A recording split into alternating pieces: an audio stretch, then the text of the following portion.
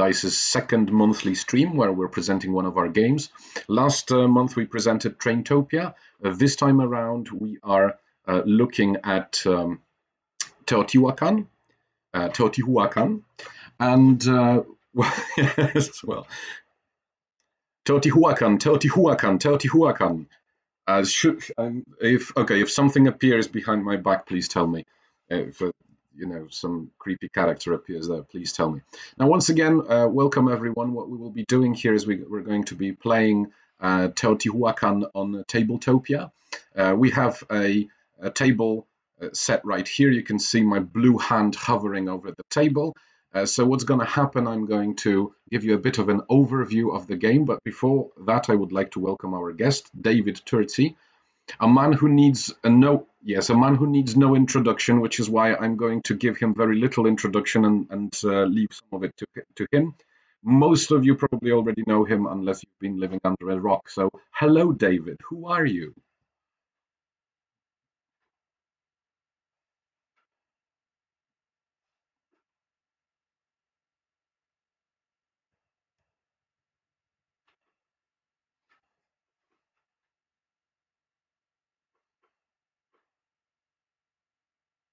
Oh yeah.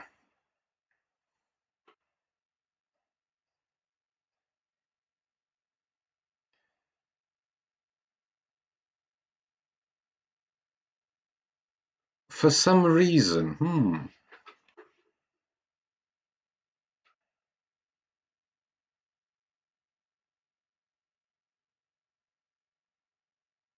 And we are very happy to have you. It's always a pleasure. For everyone tuning in, we will have a bit of time to talk to David, and there will be some questions from the audience later on. So we will have a little bit. Oh yes, I mean, it's a well-known fact that David is not a difficult person to find and to reach. Always open and happy to talk to his fans. And this is yet another opportunity to do that. Before that, however, like I said, I'm going to give you a brief explanation of Teotihuacan so that those of you who have never played the game know a little bit about it as we start. And then the two of us are going to play the game. And it's like, is it fair to say that we're going to be two dummy players for the game?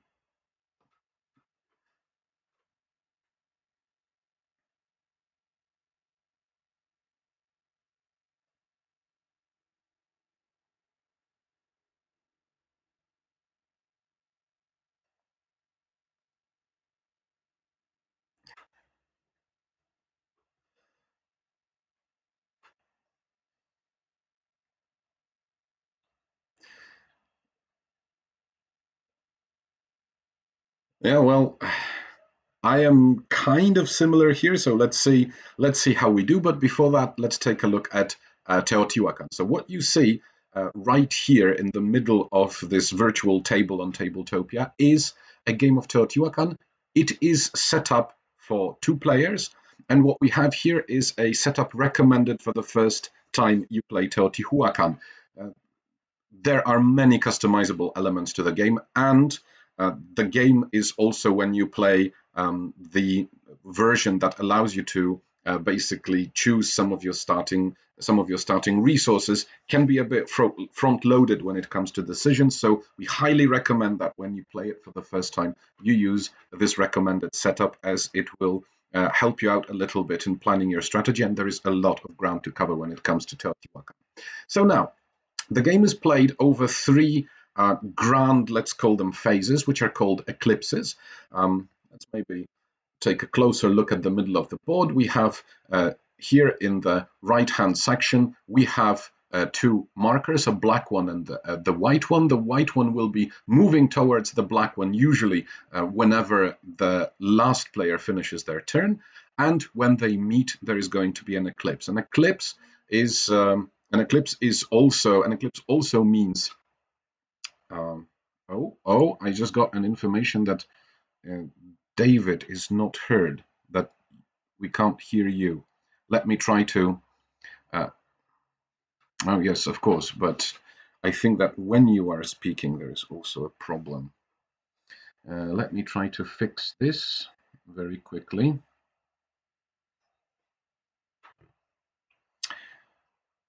Oh no. Yes. Can you please say something now? Which only now, only I can hear right now. That is so bad. Let me try to fix this very quickly. Mhm.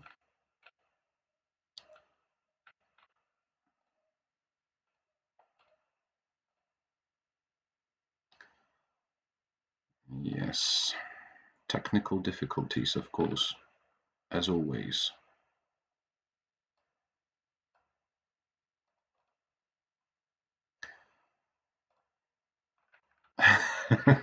Yes, everyone. Normally I would during that time ask David to help out with entertaining you. However, in this case, there is very little we can do about it. So let's take a quick look at this. Yes. Oh, ooh, yes.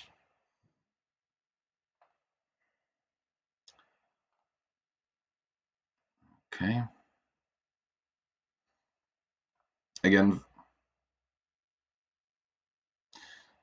still not working. I am sorry. I'm trying to still deal with this problem here.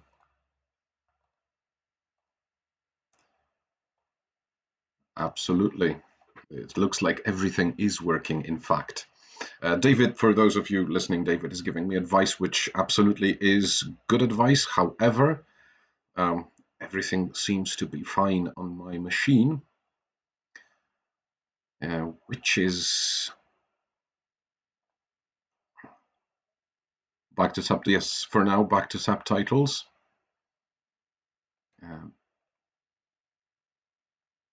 Mhm.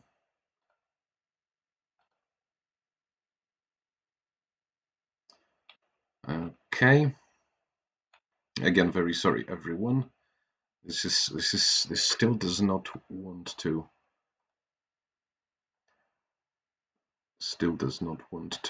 work the way I would want it to. Mhm.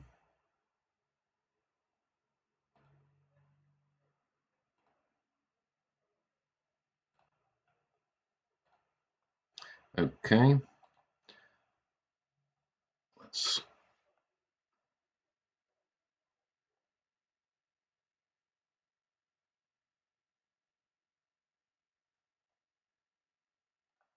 Okay, can you say something now, please? We're still apparently not there.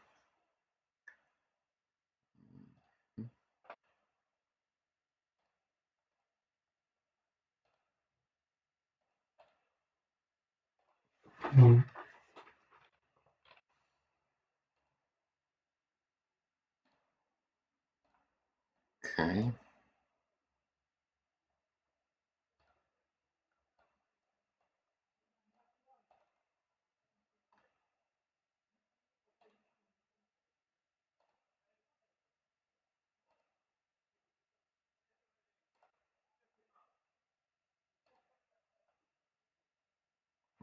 One more moment, and I think I'll be able to.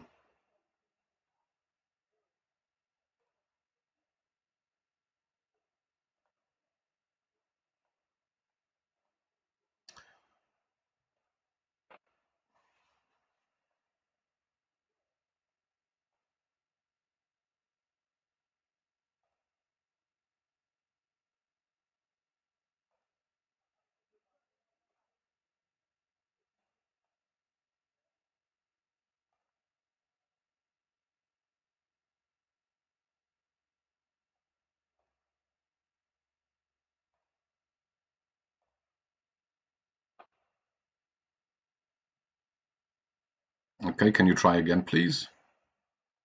1, 2, 3, 4. Again, please. 1, 2, 3. This is for now. Um,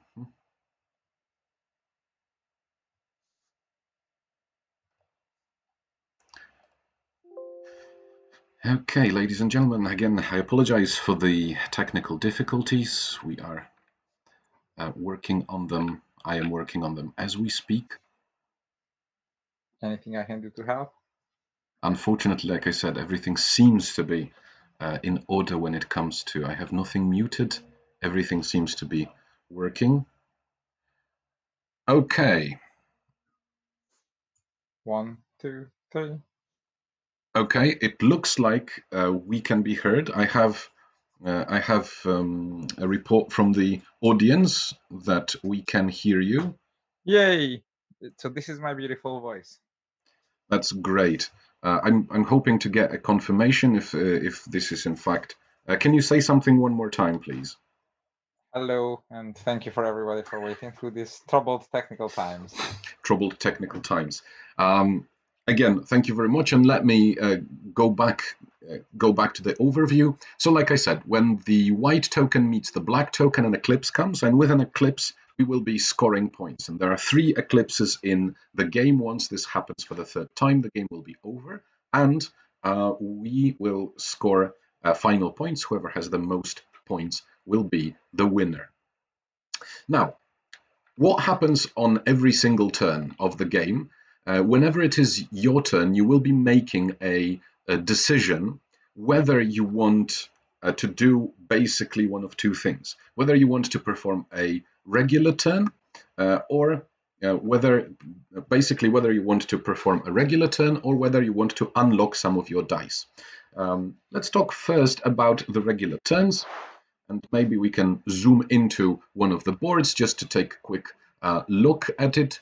So every player has a player color. So basically the blue and red dice here belong to some of the players. In this case, we are the blue and red player. You will start with your dice, which represent your workers on the board.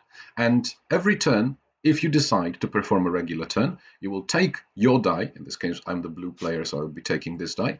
And you're going to decide if you want to move it, how far you want to move it. And you can move the die to clockwise 1, 2, or 3 boards. And once you've done it, you place it on the board and make the decision and use that board's action. So let's first take a look, or you can use also the worship space. Let me once again very quickly zoom into this board. So as you enter with your die onto an action board, you have basically 3 choices. The first choice is that you can take cocoa. Cocoa is the currency of the game. Basically, you can treat it like money in any other game. When you do that, you look at the dice that are already in the main space.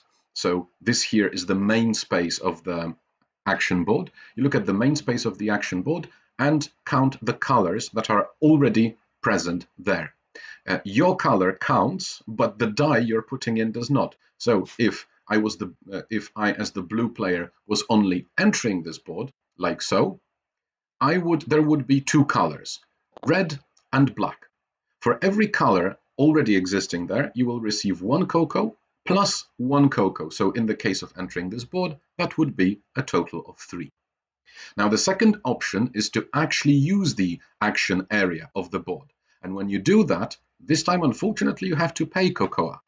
You pay cocoa equal to the number of colors of dice already present on that board. So once again, if I was entering this board with my blue die like so, to be able to use the action space, I would actually have to pay 1, 2 cocoa. If I was entering this space on a later turn, and I'm going to borrow one of the extra dice for this, extra workers, if I was entering once again and wanted to use it once again, I would have to pay 3 cocoa because there are 1, 2, and 3 colors. So again, we count the colors that are already there, including our color if it is present there, but we are not counting the die we are putting on that board.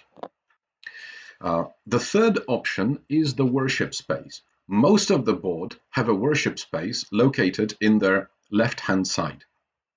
When you place your die in a worship space, you place it on that little key. And this has something to do with the unlock action, which I'm going to be talking about later. When you place your die here, you can always choose one of the two options of the worship space. So you can use the bottom option, which is always a discovery tile. A tile you are going to take, and you can keep that tile to use its special ability later. The second option is climbing the temples. Now, we have three temples in the game. They are the blue temple, the red temple, and the green temple. Everybody starts with tokens at the base of those temples. Sometimes you will have a higher position. That depends on the starting setup. And whenever you are able to, whenever you see a symbol of a temple as an basically actionable piece, you will move up on that temple and receive that temple's benefits. We will come back to that again in just a moment. There is yet another option for the worship space. You can immediately pay one cocoa, as pictured here, to actually make use of both of the options. And in that case, you can use those options in any order. Now, the third option for your turn is unlocking dice. If you decide to do this, you unlock all of the dice that are situated on the spaces with the little key. So all of the dice on your worship spaces, as well as all of the dice located on this board here. These are special spaces which allow you to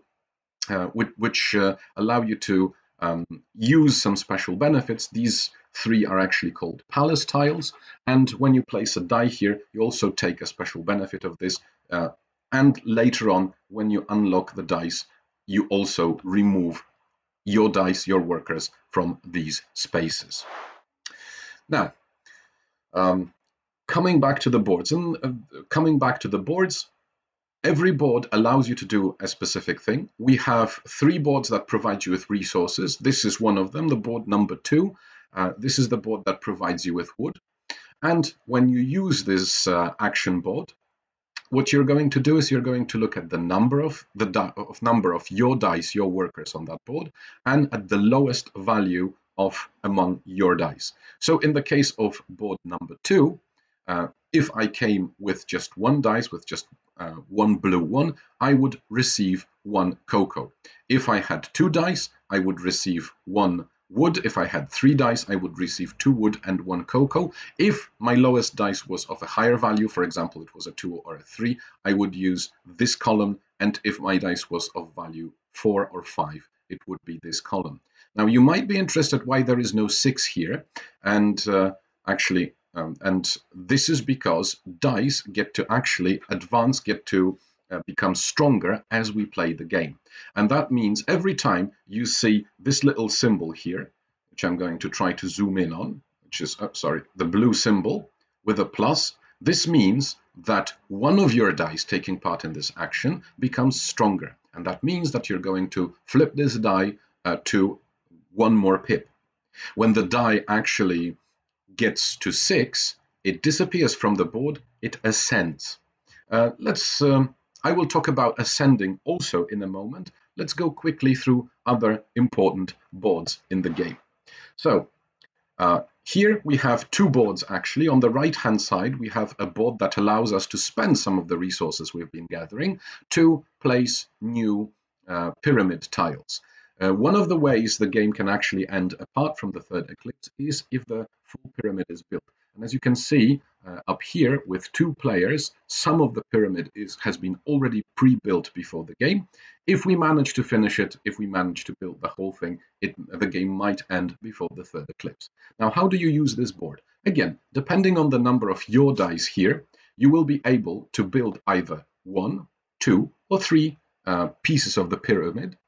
And when you do, you have to look at 1, 2, or 3 pieces of the pyramid, and when you buy a piece of the pyramid, depending on which level you want to place it, you will have to pay specific resources. So if you want to buy a piece of the pyramid that will go on the bottom level, you will have to pay 2 stone, and it will instantly provide you with 1 victory point.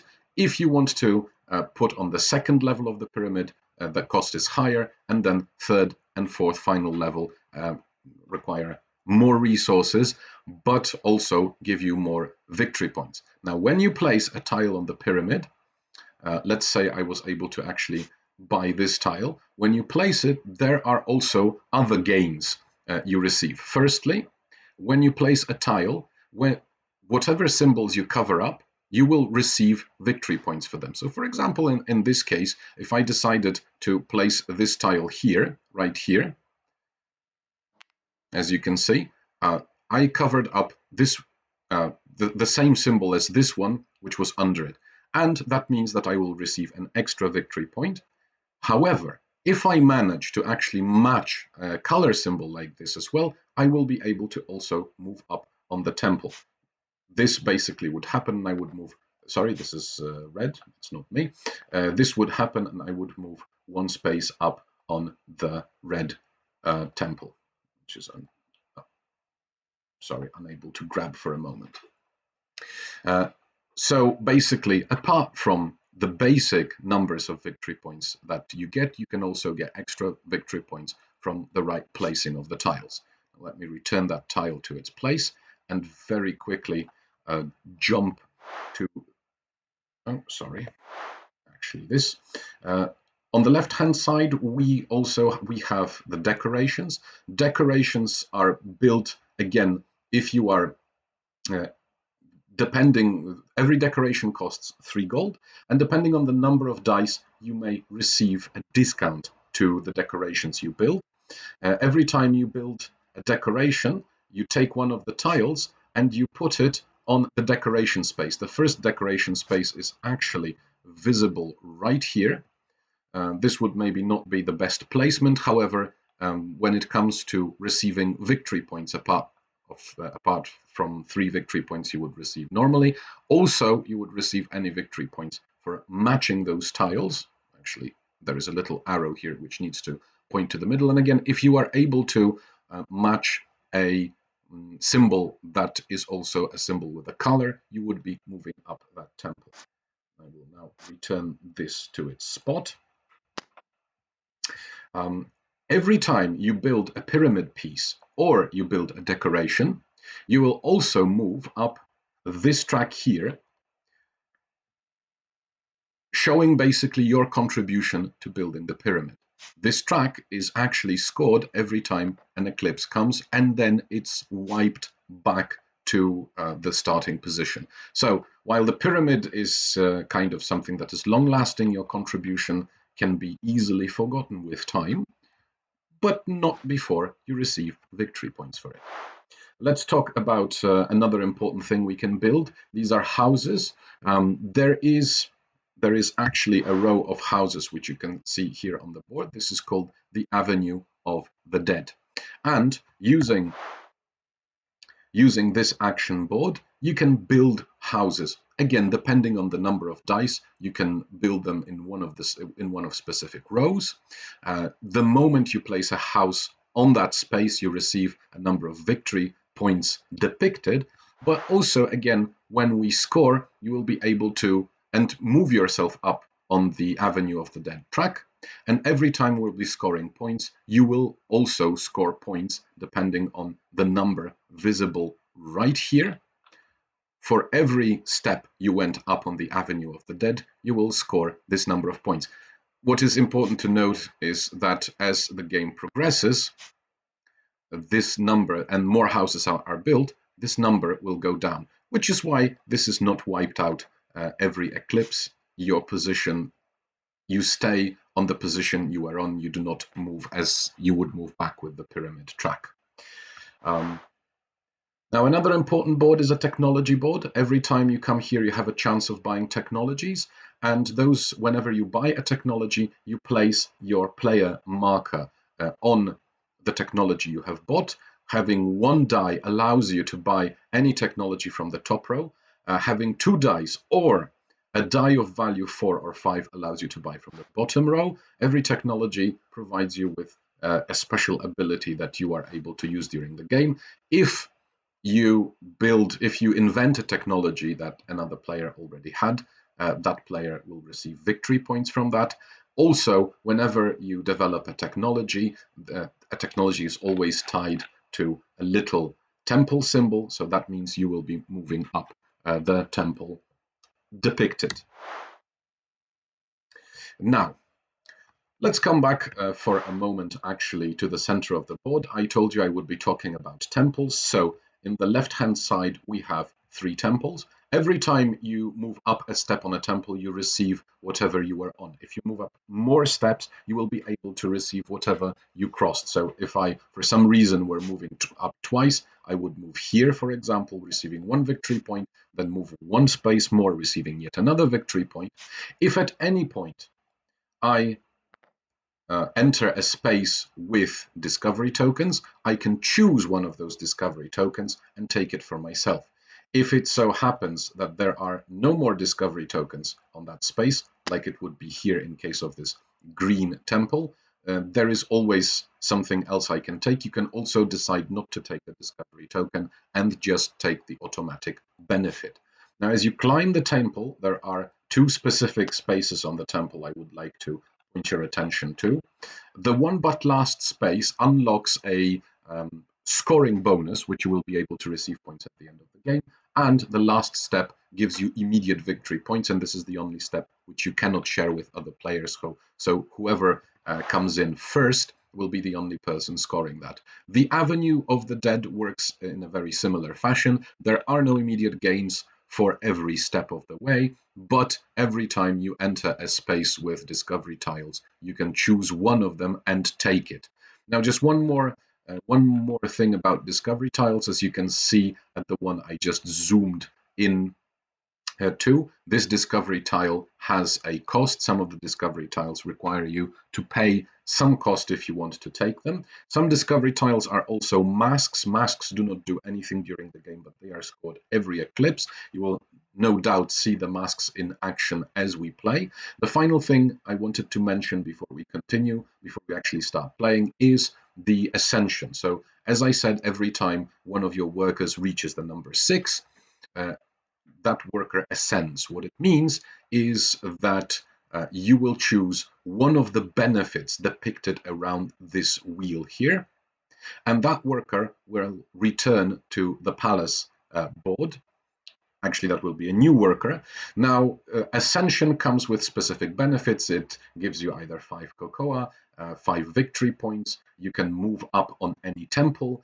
You can move up on 2 temples if you can pay 3 cocoa, or you can receive 2 cocoa and take one of those extra workers situated here. Obviously, this happens only once when you ascend, and that worker will be available to you throughout the rest of the game. Every time a worker ascends, we will also move the sun token up, and so this is also a way to shorten the time between 2 eclipses. Now, there are a couple of more details to the game which I haven't yet spoken about, but we will probably start playing right now, and we will narrate through what is happening so that you know why things are happening as we play. I think that would be most of it. Are you ready, David, to start playing Teotihuacan? I was born ready. Fantastic. I knew you would I've say been this. ready since the previous Mayan age. All right. So I'm zooming in quickly to your situation here. You start with 8 cocoa. This marker here. Oh, I'm actually the first one. I'm sorry. For some reason, I thought you were the first one. So it falls to me. You're blue, I'm red. Yes. Yes, I'm sorry. I usually play red, and this is And I usually play yellow, so this is gonna be messy. Oh, I think we can handle. I mean, hopefully we can Yeah. handle that. Okay, so Go for it. I'm the blue player, and what do I want to do with my first move? Let's do something very simple. I'm going to basically grab this worker from here, and I will move, I will skip the technology board, get to board number 2, which allows me to get wood. I'm sorry, you're moving red pieces. I'm moving red pieces. Yes, you said this would be. Yes. Sorry. Yes. Okay, this is the last time, I promise. Now it's going to be now it's going to be nice and smooth. So in this case, Yeah. so in this case, let me. This is red again. Oh my god. Okay, so in Do you want to swap? I can handle being blue.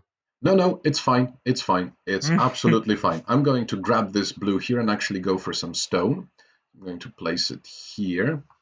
That's going to cost you 2 cocoa off the bat. That's going to cost me 2 cocoa. I will pay that 2 cocoa in a moment. I just wanted to zoom in for but a moment. My die is a value 2. You will sometimes start with higher values of dice, which means that I will receive a smashing 1 stone.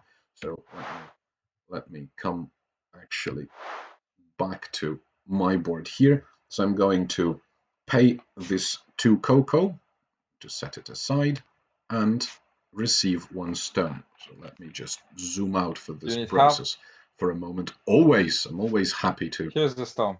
Here's this. Fantastic. Cool. Thank you very much. And I'm just going to put I will grab away. this number 2 die and move it over here to the gold board. Pay no cocoa because there's no dice here. Turn it into a 3 and take 1 gold. Your turn. And then we advance the thingy that I will always forget. So it's my job to advance the thingy. Yes, it is your job to advance the thingy. Okay. I need to change the value on that die, actually. Right-click set. Which one? You want to change this one? Yes, I want to change this one to 30. Thank you very much. Okay, so maybe in this case I would. Let's take a quick look-see here.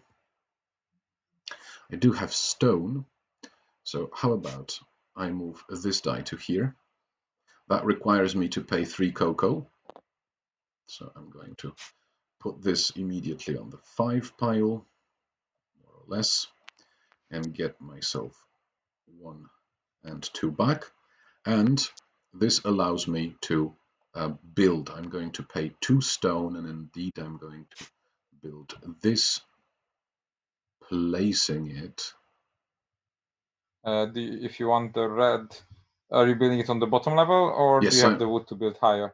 I'm actually building it on the bottom level. I do have 1 wood, so I could potentially build it higher. However, I would not. Because this is a mighty fine space for it. This is a mighty. Oh no, there's no tile there. Sorry, I can't see from your tile. Yeah, so I'm basically placing it right here. This means that I have to pay 2 stone, which I'm going to pay now. Yep, and commentating to the audience while you do that is that he really wants the red symbol to cover a matching one to get the temple and the +1 point. And then since there is the green dragon thingy, he also wants that to match, so he'll rotate it like this. And this way he will get 1 point for building on the bottom level, plus 2 points for the 2 matches. So that's 3 points. I'm gonna go and give him 3 points. All right. 1, 2, 3. And he will also get a temple contribution and go up on the red temple, which will give him 1 more point. Exactly. You've moved me when it comes to points, right? I've done everything for you, yes. Yes. So as we can see, I've worked far too much in Tabletopia, so this is second nature at this point. I understand. Okay, so it is your move. I will go here, pay 1 cocoa, set this die to a 2, and pay the gold that I just got. Let's go away, and I will put 1 of my tokens on that technology, which will allow me to gather extra resources whenever I gather resources, and it will push me up on the green temple, which will give me that cocoa back. Your turn, and then I will advance the thingy, because yes, thingy is my job. Definitely. In the meantime, I of course did not advance one of my die, which is right now. Let me help. Done. All right. Thank you very much. Okay, so what I want to do now is perhaps let's move 1, 2, and 3 again to the same board, but this time I'm doing it to receive cocoa. Now there are 3 colors here, blue, yellow, and black before I came here, so I will be receiving a total of 4 cocoa. There, helped. Thank you very much. Okay, where are we going with you, David, this time? I am gonna go to the city board, turn this into a 2, pay 2 of my woods, and grab the first house of the track, drop it gently here, and receive 3 victory points. Yes, and this is received. My camera here wasn't as fast as you, so I'm going to just pick this up for a moment. This is 3 points which you receive for placing your house right here. Okay. And the point of building houses is that whenever you build a house, you go up on the Avenue of the Dead, because the nobles of Teotihuacan liked to build their houses along the Avenue of the Dead, so that whenever the king would go by, the high priest would go by, then they would be seen, because we all know it's all about being seen. It is all about being seen. That is true. Okay. White disc is moved, and it's now your turn. It is now my turn. So in this situation, I do not have. I would like to. I would like to be seen as well. Unfortunately, I do not have the wood to be properly seen, and because of that, what I am going to do is I'm going to take one of my dice and I'm going to move it to a worship space. So I'm going to drop it. Yes, I'm going to drop this die right here.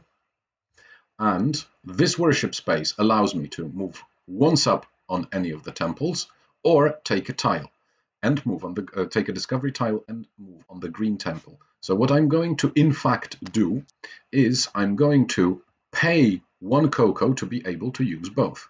So I'm going to put this cocoa away here, and now I'm going to take this discovery tile. I'm going to use it immediately, so I'm just going to flip it and place it next to my space. Pushes you up on the green temple, giving you back the cocoa. And I'm going to go up on the green temple again, which gives you the option of 1 cocoa or buying this fantastic tile. And I will buy that fantastic tile, which will cost you that cocoa back again. Exactly.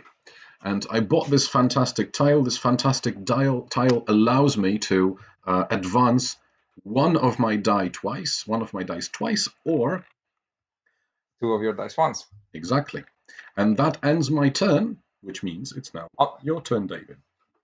Yep, I will move my red die forward by 1, and that would allow me to collect 2 gold, but because I bought a fancy technology last 2 turns ago on the other side of the board, on board 5, I will now receive 3 gold. 3 gold. Wow.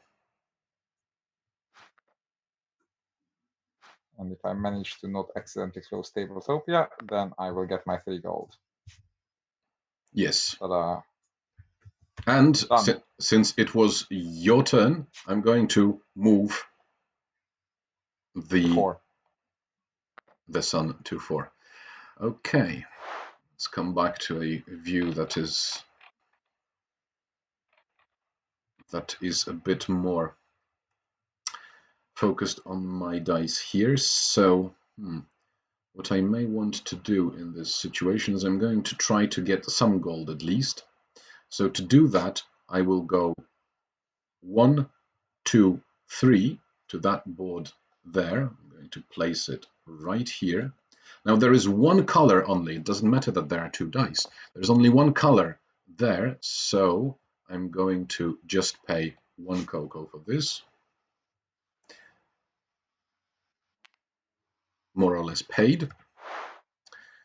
Let's change the view here a little bit and take a closer look at this. So I have a die of value 3. It's still a single die, but this allows me to take 1 gold, which now I'm going to, of course this is not the view I was looking for, so which I am going to take right now, and it is your turn, David. I am gonna move this 3 forward to the Here's my other die. Did I power up my die last turn? I think I forgot to power up my die last turn. That is Yes. quite possible, and This indeed 3 should have been a 4, and then I'm going to move this 2 forward to board number 5, where I will pay 2 cocoa, because there is my die there and a dummy die, and I will also pay 2 gold.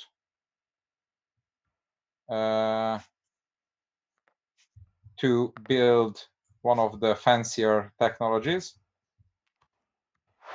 which is gonna be this one. Which one? The bottom blue one. Mm-hmm. So I will take another disc. I will put it on the bottom blue one. Yes. I will slide up on the blue temple. Yeah, this giving is happening. Myself a gold. Yes, this. You're truly surprised that I got a gold, right? I am absolutely surprised that you got a gold. This is. Okay, and then the audience pointed out that he forgot to refill the pyramid tile. Absolutely, so thank you very much. Thank you very much. I still, I of and course. I again forgot to power up my dice, so this little 2 turns into a 3, and then the white little thingy moves along. Moves Your along. turn. I was in the process of trying to basically add one to my blue die, which is just turning around. Right click, set to 4. Thank you. So basically, let me do that. Click and then set to 4. Yep. Okay. So this is me again. Let's take a look. Okay, I have some gold. So maybe what I'm going to do now is I'm going to come. Why do you have so much gold? Oh, I don't. I just like. Why am I doing the gold strategy if you have so much gold? I just like shiny things. What can I tell you? I'm simple that way. So basically, I came here to this board. Now there was black before I came here, so I need to pay 1. Why do I not have to pay 2? David, can you tell us why I didn't have to pay for the blue, which is also around more or less around the same board? It's because it's a locked die, and locked dice are not counted for either the price of the basic action, main action, or for the effect of the collect cocoa action. And one of our audience also asked, when exactly do the white and the black things move? The white thing moves it's called the sun disc, eclipse disc. I have named it and I don't remember. The sun token, yes. Yes, the sun token is moved at the end of the last player's turn, and every time a die ascends. Yes, and I'm just pointing out to this number 2. This means that David is the last player. So every time we move, every time David finishes their turn, his turn, this will move up. It also moves whenever a die ascends. The black token does not move. The black token has a the black token does not move during a round. It moves down, making other eclipses shorter, and its starting position is dependent on the number of players. Yes. So meanwhile, I'm going to cheat a little bit because I moved the wrong die. I moved my 3 instead my 4 forward, and I again forgot to power up my. Or did I power up the other one? So in the meantime, I am going this should be a 5, I'm sure of that, so sorry for the cheating. All right. But I don't know if this should be a 3 or a 2, so if somebody can check how badly I'm cheating, that would be good to know. Okay, so in the meantime, I'm going to try to pay 3 gold. So actually, I'm going to pay 3 gold in a moment, and I'm going to build a decoration. Now, decorations are a bit funny. Firstly, they work much like pyramid tiles in the sense that they provide you the much needed. The much needed movement on the pyramid track, and they give you points. So in this case, since I was able to match, I was able to match both of these, I will receive 2 points plus 3 points for simply building a decoration. So that would be a total of 5 points, which I'm. And I gave you another contribution. Yes, exactly. Thank you very much. I'm just trying to grab my tile, my marker here, and move myself to 9. Oh, and what is also important, you can build them. The first ones you can build pretty much when you want. Now, and then you have to build them from the bottom to the top, which means that the next decoration can go on this space here, but only if both of these tiles are built and only if the previous decoration was built. So there are still a few decorations which we can build, but the decorations can be only built on a pyramid level that supports them. In the meantime, my die should go up, and I should most definitely pay. So I'm going to just move a bit of this gold here, then grab all of it and put And it in I'm the going to bag. refill the decoration offer because it matters to... Oh, wrong tile. Sorry. Where do the decorations come from? Discovery, pyramid, gold. Where's the decorations offer? Tiles are replenished at the end of the player's turn. So when it's the beginning of your turn, everything is full. I just can't find the... Oh, they're right here next to it. Okay. Yes, I just grabbed. Okay, I see we both grabbed one, so maybe I'll You do put it down then. I will put it down then. Very good. So, where are we going with your turn then? Well, I'm first checking for some arrows because I have very bad sense of left and right. I and see. I have a feeling that this tile doesn't fit here, and it doesn't fit here either, which I am not a huge fan Oh, yes. of. Maybe something that requires a bit of an explanation. Let me zoom into those tiles for a moment. So, as you can see, there is a tiny arrow on those tiles. This arrow must be pointing towards the pyramid or the middle of the pyramid. So, you cannot freely rotate these tiles when you try to find a position for them. This is why David has to do some of rotation work before. And in the meantime, Yes. So I'm gonna move. Mhm. Yeah, I'm gonna move to board 8. Pay 2 more cocoa. So I should get 3 back. 1, not you gold. Oh, you'll come in a second. 2, 3, and I will select this one. And I will build it here, which will give me 1 plus 2 3 points. 1, 2, 3. 3 points, And to push yes. up the blue temple, which I will shockingly take a gold. Take gold, of course. And this will cost me 2 stone, so you guys can go away. And then I will increase my power from 2 to 3. All right. In the meantime, I increased the blue die, which I had on the decorations here because I wasn't able to do that before. And then I advance the white disc, and it's your turn. Yes. Isn't that marvelous? Audience points out that you forgot to advance on the blue and the green temple for your participation. Already caught up. So you get the resource and 2 cocoa. That is true. I'm sorry, that is true.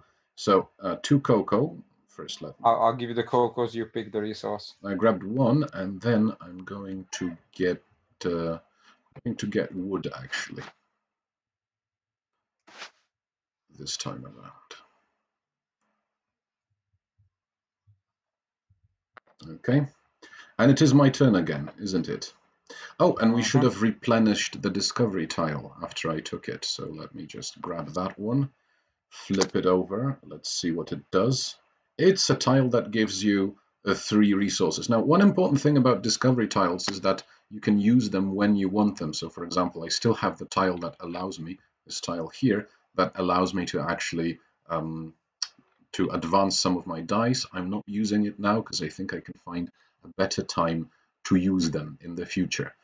So for now, what I'm going to do, let me actually slightly change the view here and go to this die here. What I'm going to do is I'm going to move 1, 2, and I'm going to end up on this worship space. So again, I don't have to pay anything because the worship space is kind of independent from the action space of the board. And secondly, what I can do is I can pay 1 cocoa to do both of these actions, which I'm going to do, which is why I will just take the mask here and try to move it to my player space. And the yes, okay.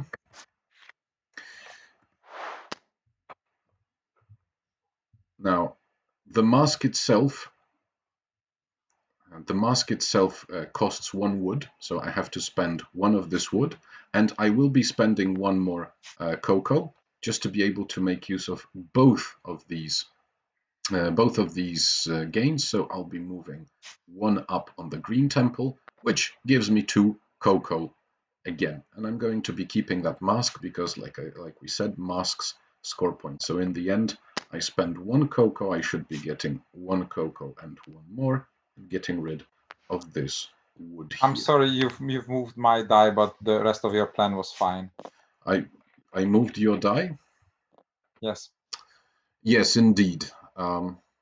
I swapped it. You swapped it. Okay, sorry for that.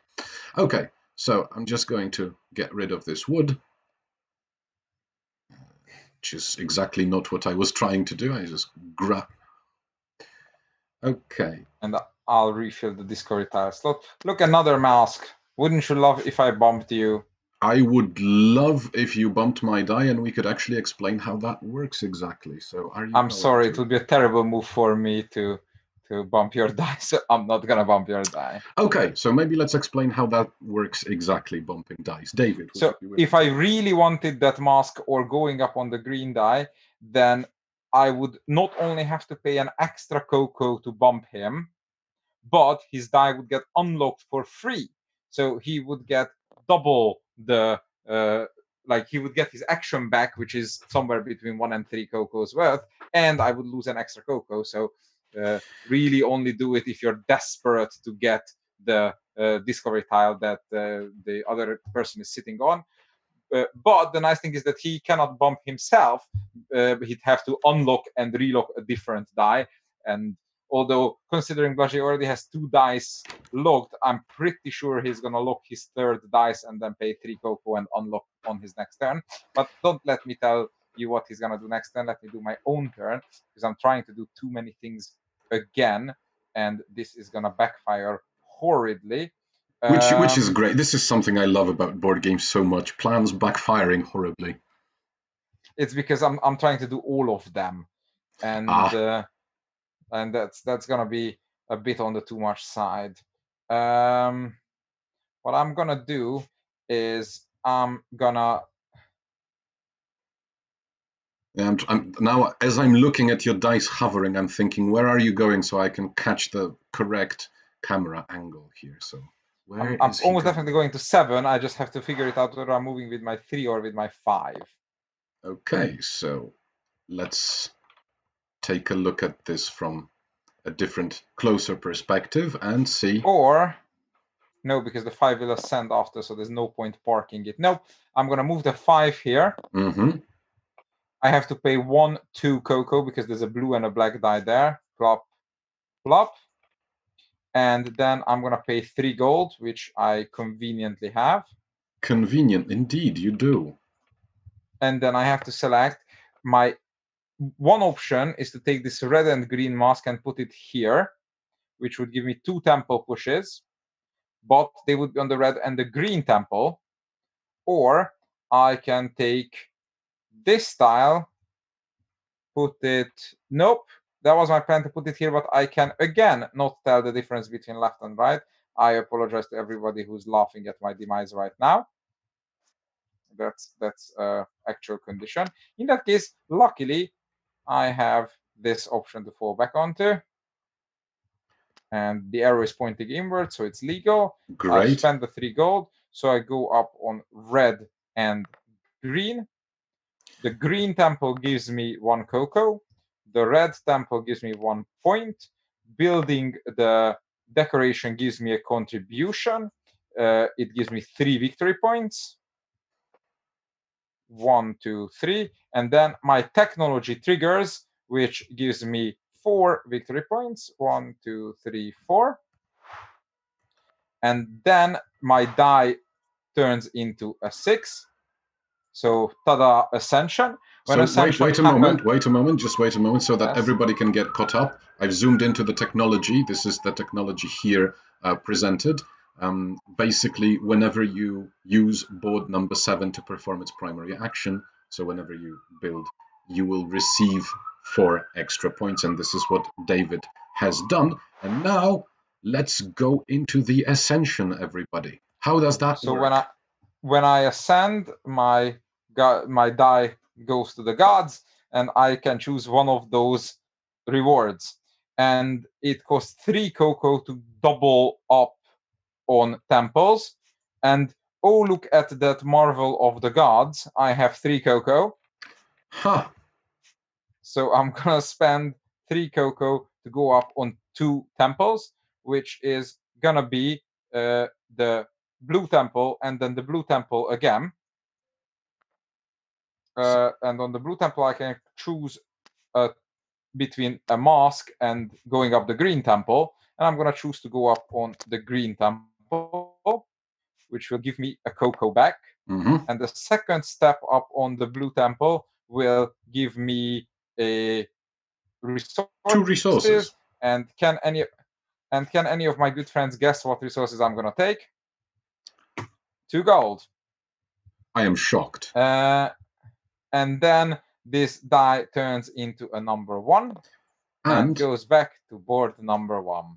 Yeah. There are 2 more things we need to remember. Every time a die ascends, there is an extra movement of the Sun token. And then, since David's turn has just finished, there is 1 more move. And this is coming here.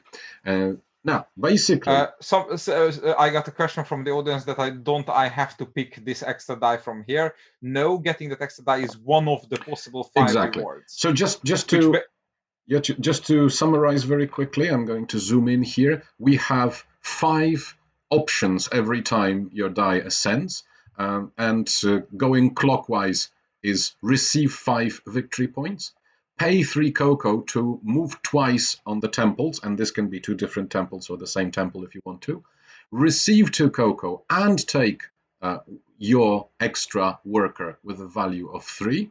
Obviously, this is available only once during the game. Simply move up one of the temples or simply receive 5 cocoa. This is what you can do every time you ascend. And yes.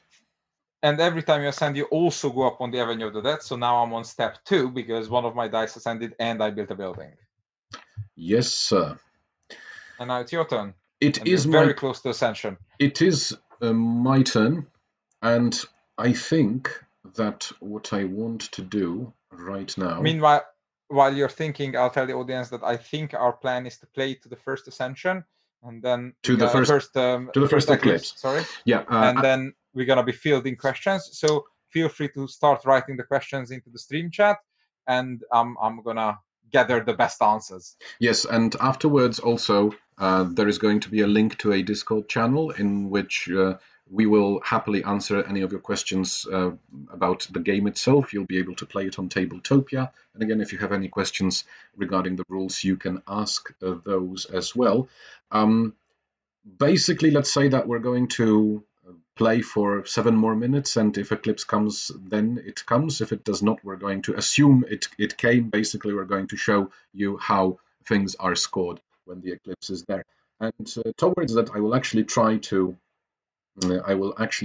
accelerate the game a bit, because what I'm going to do is I'm going to use right now my tile that allows me, my discovery tile, which is situated here, that allows me to actually advance a die twice or 2 dice once. And I'm going to just take this worker, this die here, and he is going to ascend as well. And what I'm going to do is, as part of this ascension, I will again change his value to simply 1. And in my case, I'm simply going to take 5 cocoa to go with this. So it's your turn, David. Ah, I thank gave you. you the cocoa. Thank you. So I only have 2 gold right now. So there should be a building tile here. And I don't have stone, but I have wood. How do I want it? 2, 3. And I will have this turn and then 1 more turn to do Correct. it. So I need to find a 2-turn combo that ends with me spending gold somehow. And I have 1 cocoa, which I will need to take the action there. And by the way, I actually didn't do my turn. So sorry. just to do it, I'm going to use my turn to actually bump 2 of my dice. To bump 2 of my dice out. This is very peculiar. What's happening here?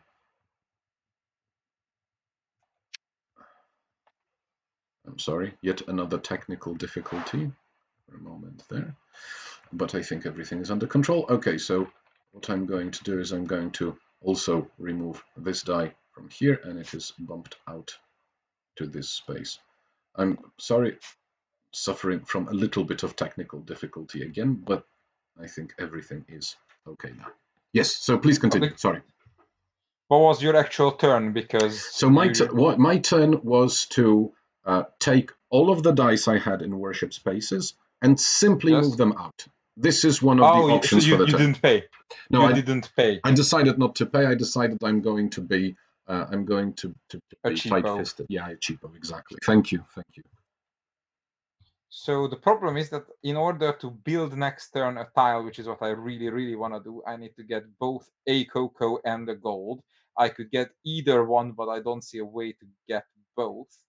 Because if I move 1, 2, 3, no, I can't do both.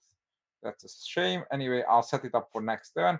So this guy will come and lock here, which will push me up on the blue temple, giving me 2 more gold. Okay.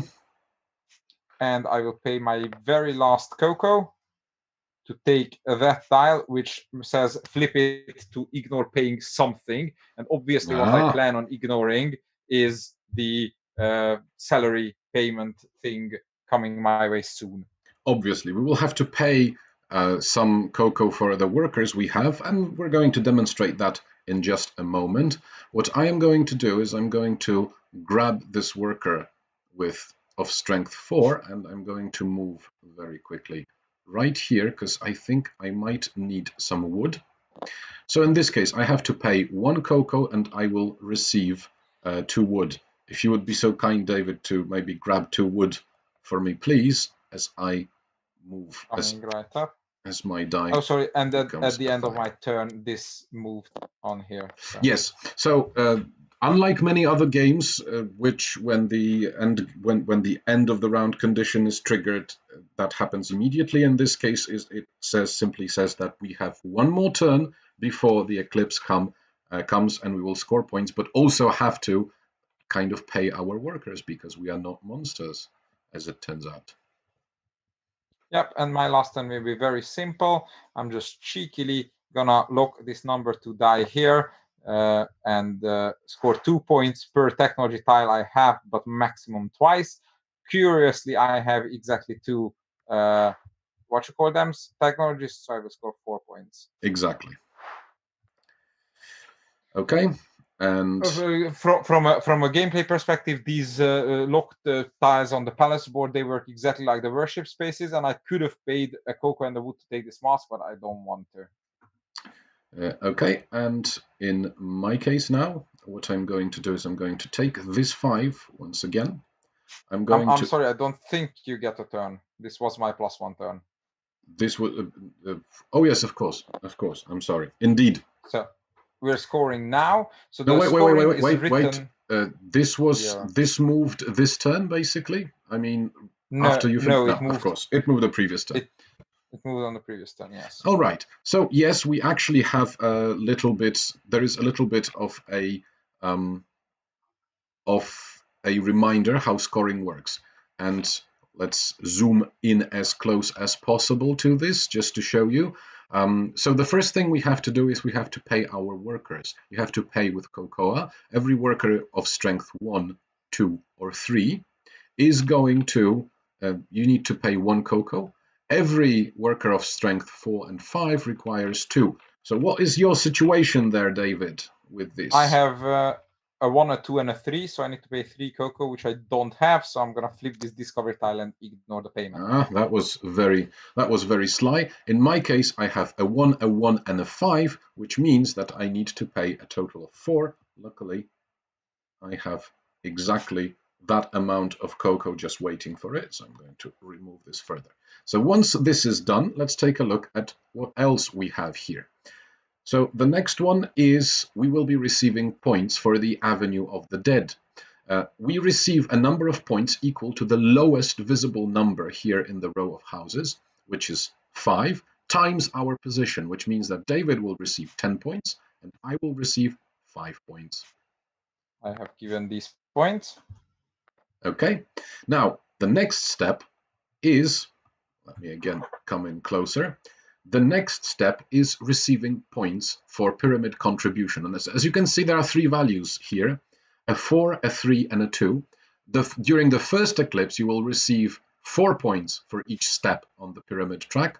Then during the second eclipse, 3. Then during the third eclipse, 2. The first eclipse this is the first eclipse, so we will be receiving 4 points. In both cases, this will be 8 points per person, per player, and after that happens, I'm going to actually immediately move those tiles back to the start of the track because this track resets, unlike the Avenue of the Dead, which the position there stays the same.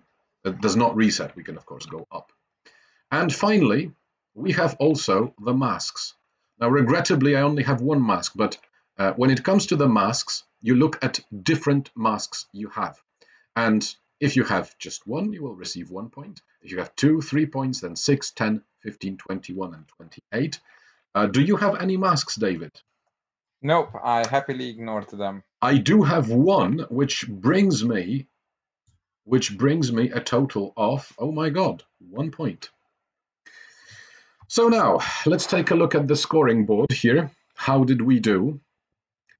David has 23, no, sorry, I have 23 points, and David has 37 points, which means that For anybody trying to learn strategy from our moves, I would suggest please ignore my last 3 moves because I had a setup strategy, and then for the last 3 moves, I went, okay, what can I do for the last 3 turns? So exactly. Up until then, it was sensible. The last 3 moves were all showing off things for you guys. Exactly. This is something what I've been also trying to do. Maybe not play the best game, but try to show specific things, how they work in the game. So now, let's take a maybe slighter, longer view of the board. So now this is the time where we would love to take some questions from the audience. Let me just take a quick look myself as well on what we are receiving here. Now, but just before we have the first question, maybe, let me ask you one important thing, because we said that you are a bit involved with solo versions of games sometimes, solo modes. You've done some of them. You've done a few, right? Maybe 1 or 2.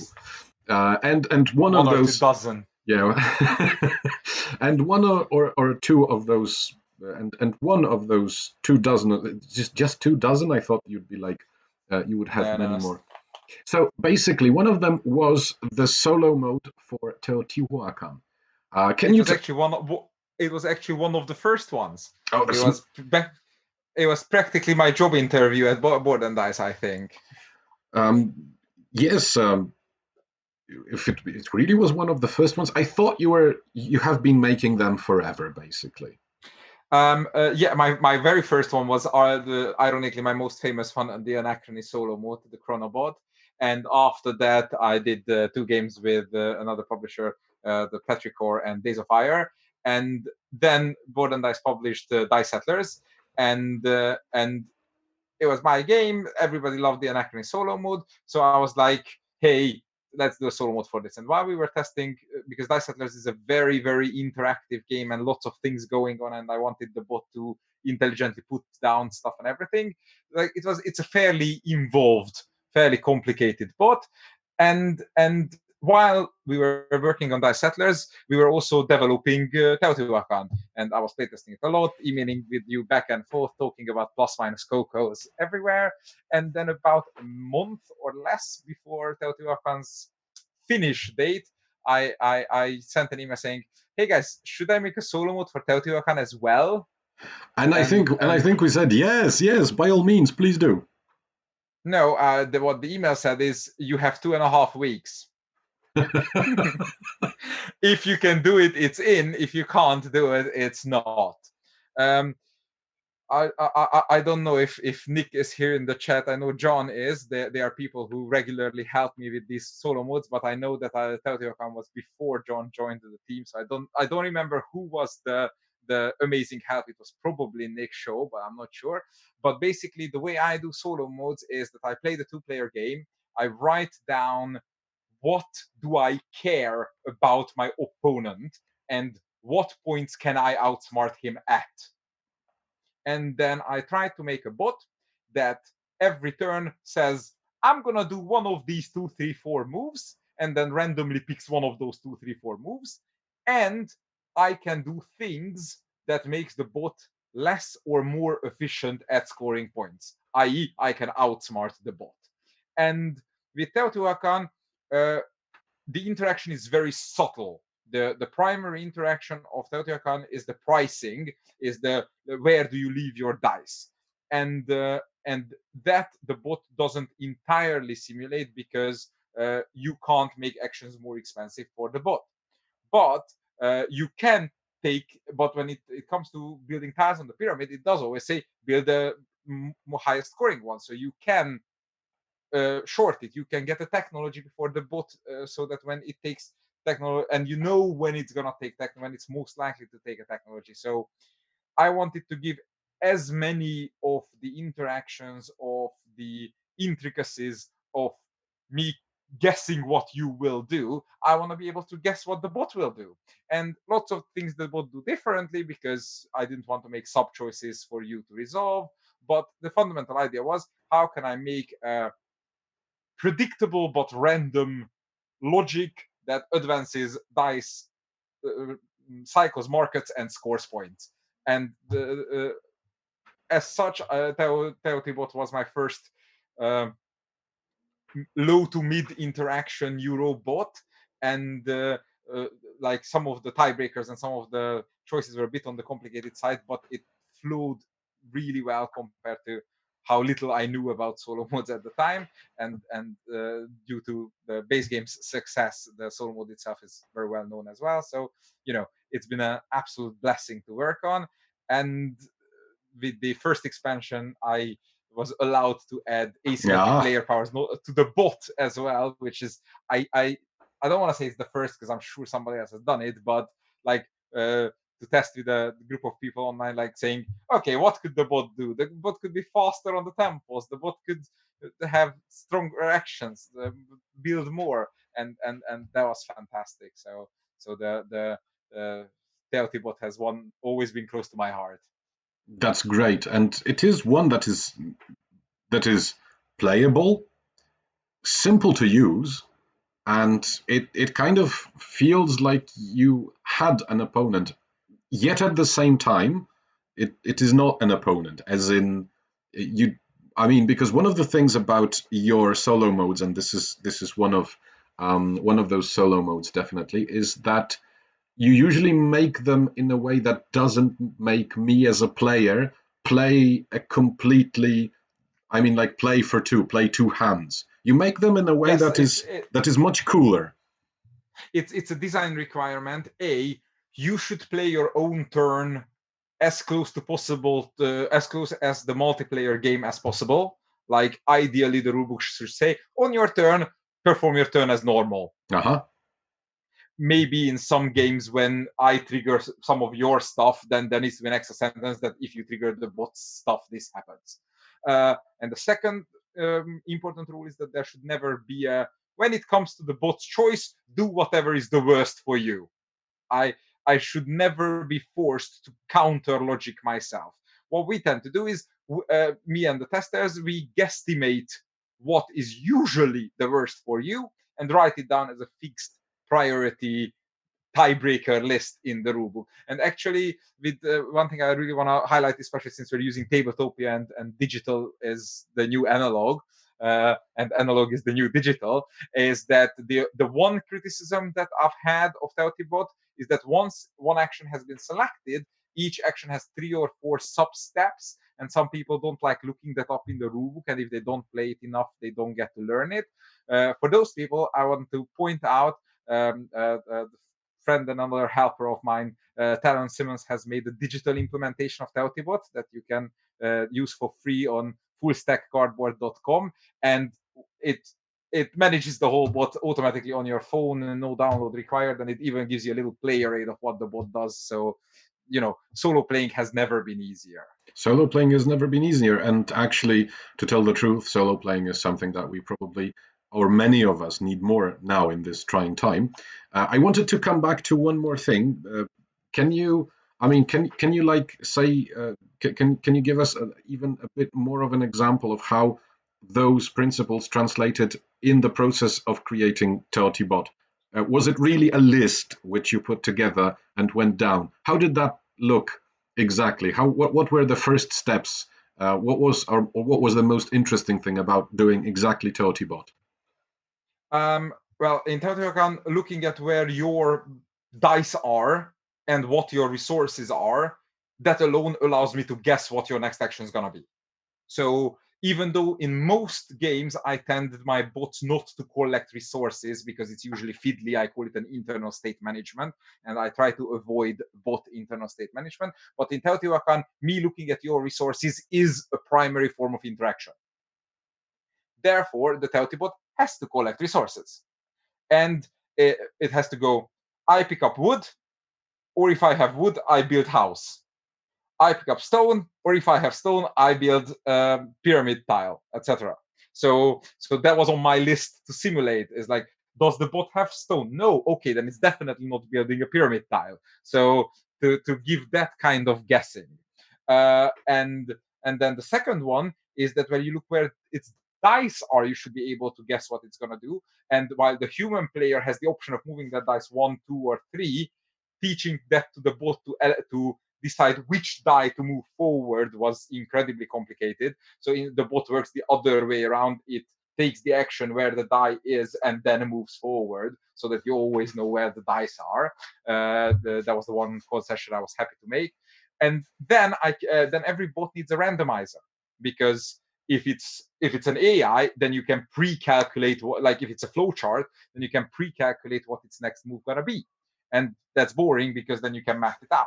So what it needs to do is it needs to present you with a set of options, and out of those options pick randomly. And with Teotibot, what I did was, because with Anachrony everybody told me that they loved fighting the Chronobot, and oh my god, it's so thematic. And I was like, well, I called it a Chronobot because it looks like a time traveling flowchart. But with Teotibot, I was like, okay, how could I make it thematic? Just by calling it some Aztec god, that won't be enough.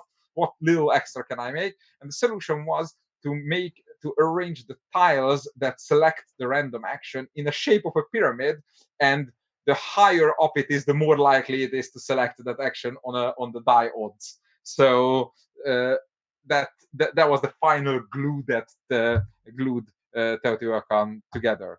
That is pretty awesome. I have a question from the audience. And it says, what is your particular motivation for adding a solo option? Now, I know some of the motivation is somebody like me, for example, calling you and saying, hey, we need a solo option. But I think that the question is also about, what motivates you when you build those solo modes? Solo mode fans are, what's the word for it? Awesome. They come back for they come back for more. They're very appreciative, mostly because they've been ignored for so long. And when I tried out solo gaming, I don't know, 5 years ago, I said, this is boring. But then I was forced to realize that it's because most of the solo games presented to me were either too complicated or too simple. So they either had a war game flowchart or they were flip a card, block that space, hope that's not the space you wanted. So so for me, it's building a brand recognition basically, because I believe in my games, but I know that all of my games are weirdly smartly complicated, and people need a little extra push to try it out. And once they try it out, they hopefully love it if I've done my job right. But but my games don't tend to be one sentence obvious games. And I found that solo gamers have more patience to explore a game than medium light casual to expert Well, players. there And is much less downtime, right? This is certain. that helps, and less organization to get a game night together. Yeah, that's So true. I did solo modes because I figured that this is the fastest way to get more fans. The irony in it, and often at interviews people act shocked when I tell them this, but this is the absolute truth. I don't play solo, like literally never. So it's not because I'm a crazy solo game fan. I understand based on I analyzed what I disliked about solo modes, and I tried to patch them. And I think I patched many of those things that I dislike, and now I don't dislike solo modes. But it like, to me the kick is outsmarting a puzzle, and because of that I love designing solo modes because it's a meta puzzle. So I'm weird, I know, but luckily I have amazing people like Nick Shaw mentioned earlier, or John Albertson, who's I think lurking in the chat right now, and a few others who, uh, at a moment's notice, drop everything and just start playing my games as soon as I send them a barely playable prototype with some solo rules scribbled on the side. And it's due to these people's work that the games I have and the games my publishers have these awesome solo mods. Yeah, and well, your solo modes for many games were kind of a new quality indeed. So I think that if you set out also to change kind of the face of solo gaming, you're definitely among some of the people who The, had the greatest influence on how solo games are different maybe today than they were years ago. Because I gotta say, I had very, I had a very similar opinion about the older solo games, which often were very cumbersome, very complex. You were basically just playing it correctly. The solo mode was a game in itself. Am I doing it right? or too simple, and there was Yes, nobody to outsmart. yes, and I must say I'm not going naming any names, but there were a few games, one in particular where I bought and there was like a solo slash co-op mode. I'm not big on solo gaming, but I do like cooperative. And it turned out that this is just a bunch of cards saying, and now do this in the worst possible way to yourself. It's like, Yep. No, that sentence can never be written down in any of mine. But if anybody wants to ask about solo and co-op modes, then Board&Dice published this little game called Yido Deluxe that, ah, like I always said, ah, a competitive game can never be done well co-op ah. unless you redesign half of the game, and then Yido Deluxe happened. So Okay. I've, So it now actually made me like co-op gaming. it's almost about the time when we need to finish the stream, so just very, very shortly, is there something you're working for us in particular? Just like a small teaser, and we'll have to be wrapping this up. I mean, something high note to finish on. I'm currently working on the solo mode for Dark Ages. We just finished all the edits for Tawantinsuyu. It's in the factory. So now I have lots of spare time for you to playtest the solo mode for the next Teotihuacan expansion. Ah, yes, the next Teotihuacan expansion, which will also feature David and his amazing work. Ladies and gentlemen, thank you very much for taking part in this stream. It was a pleasure hosting all of you. It was a great pleasure hosting you, David. Thank you for the game we played Thank you very together. much. This has been a really pleasant encounter. As always, working with you, doing stuff with you, David, is great. So thank you for joining us this time. And for everyone else, just as I said a few minutes ago, Teotihuacan is available on Tabletopia, and we, the Board and Dice staff, will be available for your questions in the Discord channel specifically. the Discord channel, you will be able to see where to find it in the chat. So if you have any more questions to us, or if you have any rules questions, you can ask them. I don't think I think I've proven that I'm not the best person to ask about strategy, but that happens. So thank you again very much. Thank you very much. If anybody has any questions to me, you can find me on Board Game Geek or Facebook or occasionally even Reddit. Tag me anywhere. I am a what's the word, obsessive replier, so nothing ever goes unanswered. Teotihuacan and the first 2 expansions are already out. Go get it, go play it, and we'll see you probably next year with the 3rd one.